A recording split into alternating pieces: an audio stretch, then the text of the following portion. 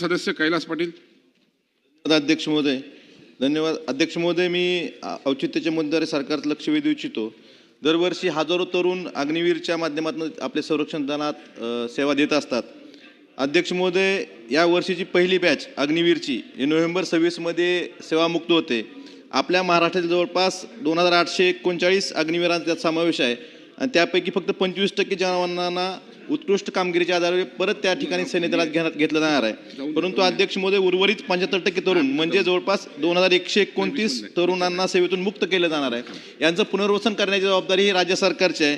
अध्यक्ष महोदय, यासाठी राज्य सरकारनं कर्नल दीपक ठोंगे समिती स्थापना केली होती, परंतु अद्यापपर्यंत या समितीचा अहवाल सादर केलेला नाही.